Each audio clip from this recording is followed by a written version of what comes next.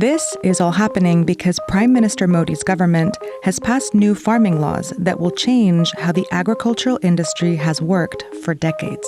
India's agriculture sector makes up nearly 15% of the country's $2.9 trillion economy and employs around half of its 1.3 billion people. The vast majority of India's farmers own fewer than 3 acres. For decades, they've sold their produce in their home states, government-sanctioned markets called mandis, a system that guaranteed minimum prices on several key commodities. In September last year, the government passed 3 farm laws that loosen rules on how crops are produced, stored, and sold. The laws allow private players a greater role, and that sparked farmers' fears that they will lose decades-old concessions and be left to fend for themselves at the mercy of the free market. The measures, they say, will only benefit big corporations and push them into poverty. These laws will have an effect on anyone who eats. They will buy from us at very low prices, and we lose our livelihoods. Man, that sounds like a really rough situation for those farmers. And if this last year has taught us anything, it's that we cannot take farmers for granted. Nowhere in the world. We need farmers. I mean, we all saw what happened when we tried to grow our own vegetables on our kitchen windowsills. After 9 months, what did we grow? Nothing, other than resentment and hatred for our roommates. And this law is going to have widespread repercussions because farming employs 600 million people in India. That's almost twice the entire population of the United States, which, apart from everything else, is just another reminder that the Twitter trends are pretty bullshit. I mean, you'd think the entire world is talking about the Joker in the Snyder Cut, when in reality, if everyone was on Twitter, the top trending topics every day would just be wheat. So with their livelihoods at stake, India's farmers decided to make their opposition known by blocking the roads into the capital as a form of civil disobedience. You know, it's like that Mahatma Gandhi quote I saw on the internet. Sitting in traffic sucks major ass.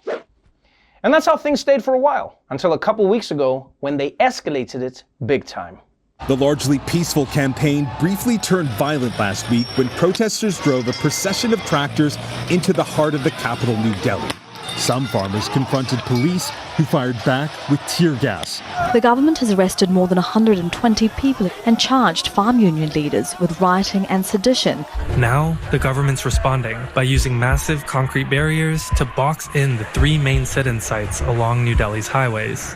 It's also cut off electricity, water, and the internet. Delhi police have deployed 50,000 police and paramilitary personnel in and around the capital. There are extra drones flying over protest sites. They have erected thousands of iron nails on some of the roads leading up to some of the sites. India's Prime Minister Narendra Modi has broke his silence, describing violence in the capital, New Delhi, last Tuesday as an insult to the country. Modi says he'll not change his mind on the new laws, but has repeated an offer to delay them for 18 months. Hot damn, that tractor was moving. It's like someone made a Grand Theft Auto mission in Animal Crossing. But look, clearly the government has decided that they've had enough of this protest because this is a major crackdown. And maybe they think postponing the law will satisfy the farmer, but think about it. In 18 months, people will be in the same position that they are in now, and the protests will happen all over again. I mean, you're basically just giving people 18 months to get angrier and soup up their tractors even more. But you see, this crackdown shows you how worried the government must be about this protest. And honestly, they probably should be, because it's clear that these farmers are digging in for the long haul. Farmers say they are undeterred by the government's crackdown and will continue their protests until the agriculture laws are repealed. Tents have lined the highway where farmers spend cold winter nights. Water tankers are brought in by tractors for bathing, cooking and cleaning. Medical booths have been set up to tend to the sick. Dozens of people, young and old, are busy cooking in community kitchens and serving meals. There's a makeshift mall, a roadside market selling jackets and coats. Youngsters intermittently break the routine with song and dance atop tractors.